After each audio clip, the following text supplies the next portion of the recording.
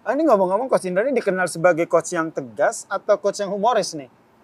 Kalau Jadi pelatih itu dia kadang-kadang bisa sebagai bos, kadang-kadang dia bisa sebagai bapaknya, sebagai temannya, sebagai kadang-kadang sebagai pembantunya. Jadi peran pelatih itu sangat kompleks, ya. Jadi jangan dipikir peran pelatih itu saban hari dia kayak bos terus. Kalau saat kita jadi bos, ya kita tegas dong. Betul. Aturannya harus di. Tapi kepelatihan yang sekarang yang kami lakukan metodenya sedikit kami robah, bahwa keterlibatan staf secara penuh dan keterlibatan pemain secara penuh dalam menentukan roadmap, dalam menentukan game plan, dalam menentukan formasi.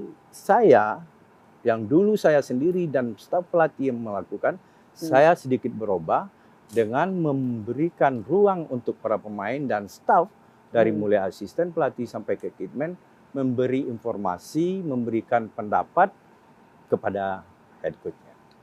Berarti tidak hanya sebagai bos yang harus tegas, tapi bisa jadi ayah, bisa jadi teman gitu. Harus. Nah, kalau jadi teman nih Coach, sering nggak sih dicurhatin sama pemain-pemain?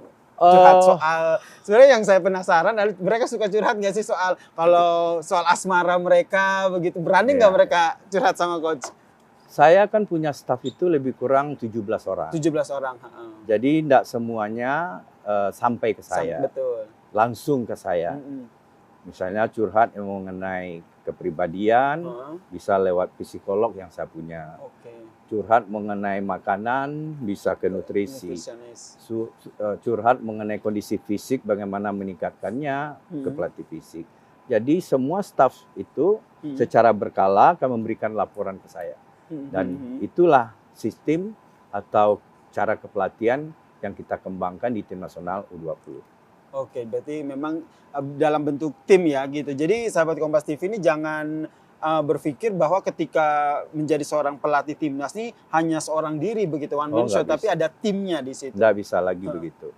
Nah, tim yang dibentuk ini nih siapa aja isi-isinya? Iya, saya bersyukur saya mau para pelatih-pelatih yang saya ajak, terutama itu legend-legend pemain tim nasional.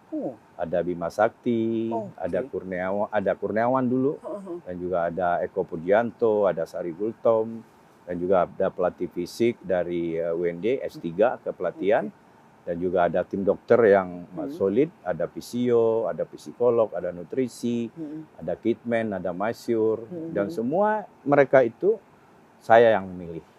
Ya, tidak ada termaksud pemain-pemain legend yang dulu pernah berkontribusi, akhirnya mereka sekarang gabung. Dia gabung ke kita, dan alhamdulillah saya sudah bekerja sama, ada yang 3 tahun, ada yang 4 tahun.